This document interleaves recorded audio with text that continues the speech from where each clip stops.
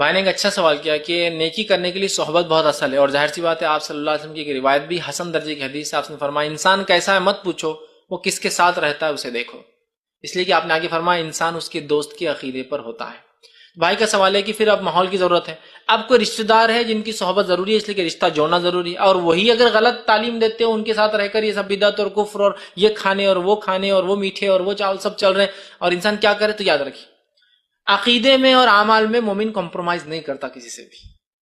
رشتہ تو جوڑنا ہے، رشتہ توڑنا نہیں ہے، لیکن اگر کوئی انسان سے رشتہ جوڑنے سے وہ کفر کی، شرک کی یا بدعت کی دعوت دیتا ہے تو رشتہ جوڑے رکھیے، اس عمل میں شامل مت ہوئیے. مدد کیجئے، ضرورت پڑنے پر جائیے، بیمار ہو جائے تو ان کی خدمت کیجئے، ان پر پیسہ سر وہ سب کیجئے، لیکن بولنا عمل میں شامل نہیں ہوں گے ساتھ. چونکہ یہ عمل جب آپ کی صحبت میں آتے تو آپ ہم سے کفر کراتے، شرک کراتے یا بدعت کراتے.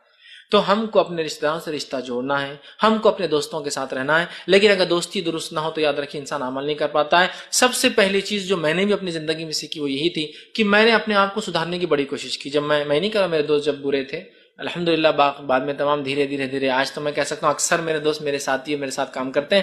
بہرحال لیکن اس ٹائم میں سب سے پہلی اسٹیپ یہ تھی کہ میں نے دوستی چھوڑ دیا تھا سب سے. جب 2001 میں نے ایڈمیشن لیا ایم سی فرسٹ ایئر میں، تو میں نے 2000 سے پہلے میری پوری زندگی ختم کر دیا تھا، سب سے دوستی توڑی، اس لیے کہ وہ مجھے سدھرنے ہی نہیں دے رہے تھے. وہ ماحول، وہ اکیلے نہیں، وہ ماحول مجھے سدھرنے نہیں دے رہا تھا. تو میں نے یہ طے کیا کہ سب سے پہلے میں دوستی کو چھوڑ دوں گا، سارے دوستوں کو چھوڑ دوں گا. اور میں نے 2000 میں جیسی ایم سی میں ایڈمیشن لیا، میں نے پچھلے پورے دوستوں کو بھولے ہوئے خواب جیسا بھول گیا. لوگ ملے بھی تو چل جاتا تھا میں، اس لیے کہ پھر وہ صحبت میرے کو مجبور کر دیتی تھی کہ میں اپنی زندگی نہیں سدھار سکتا. جب میں 3rd ایئر تک آیا تو بہرحال پھر میں بہت سارے عمل کر پایا جو پہلے نہیں کر پایا، تو بہت ساری جو دشمنیاں تھی نیوٹرل ہو گئی کہ نہیں یار اس نے کوئی وجہ سے چھوڑا.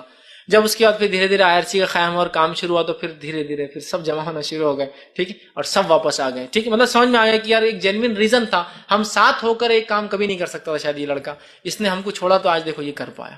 تو یہ ایک اصل چیز تھی، اور بعد میں ماشاءاللہ سبھی مل گئے، اور آج سبھی کہیں نہ کہیں جڑے ہیں، دعاؤں کی شکل میں، ڈونیشن کی شکل میں، ممبرز کی شکل میں، اور بہرحال بہت سارے کاموں میں ہمارا تعاون کرتے ہوئے. ایک الگ چیز ہے لیکن ہوا، لیکن وہ فرسٹ فیز تھا، میں نہیں چینج کر سکا. تو لہٰذا میں بھی یہ کہوں گا سب سے پہلے صحبت کو بدلیے. صحبت نہیں بدلنے سے آپ نیکی کر ہی نہیں سکتے. گناہ گاروں کی صحبت میں بیٹھ کے آپ نیکی کیسے کر سکتے؟ ہاں پھر وہ گٹس ہو، وہ صلاحیت ہو آپ میں کہ ان میں رہ کر آپ اپنا انفلوئنس، اپنی چھاپ ان پر چھوڑے، ان کی نہ لے. سمجھ رہے آپ؟ یہ اگر آپ میں صلاحیت ہے کہ ان پر اپنی چھاپ چھوڑے، ان کی نہ لے، تو پھر میں کہوں گا جائیے. لیکن اگر آپ کو لگتا ہے میں انفلوئنس ہو جاؤں گا ان کے چکر میں، متاثر ہوں گا، تو دور ہٹ جائیے. تھوڑے دن بتائیے کیوں دور ہٹ رہا ہوں.